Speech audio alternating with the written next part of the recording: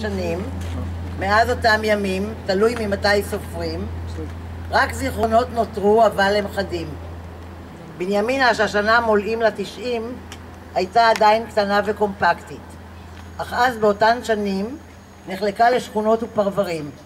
שיכון נווה עובד בפינה, נחלת ז'בוטינסקי מנגד, גבעת הפועל מזה, והמעברה באי שם.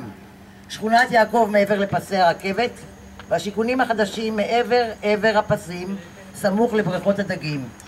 ובאמצע המושבה, עם שדרת התקלים הגבוהים, ללא מדרכות, ללא חנויות בוטיק, מסעדות וקניונים, רחובות של חול חם ולוהט בקיץ, וקור, בוץ ושלוליות ענק בחורף.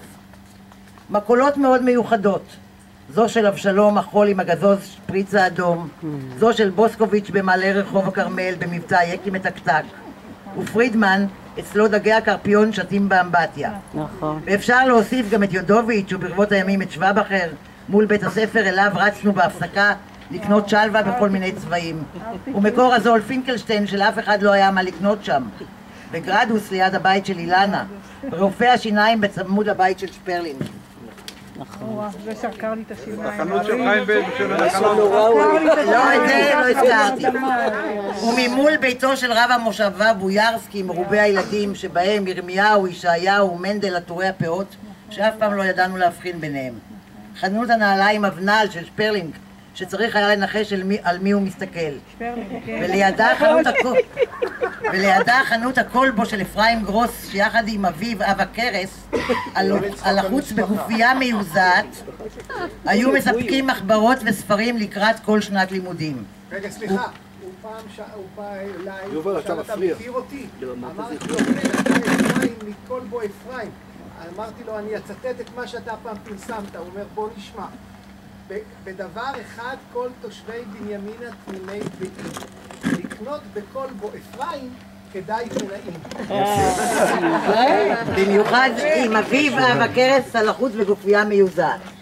היו מספקים מחברות וספרים לקראת כל שנת לימודים וברכות שנה טובה מוזבות, שם בילינו שעות ברכישות והקפדנו לשלוח במעטפות קטנות לכל החברים והחברות.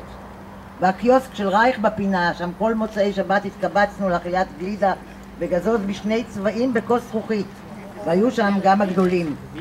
ומספרה אחת של ליפה בן שמואל אצל בן עזרא בחצר, עם מכשירים ידניים קיים שתלשו בכאבת השיער, ומאוחר יותר הגיע שקולניק והספר הסיני, ומילי קלפרין בצומת. שתי מאפיות היו שסיפקו לחם ולחמניות טריות, זו של אבא של רבקה וזו של מרגלית, הכל ידני ללא מכונות.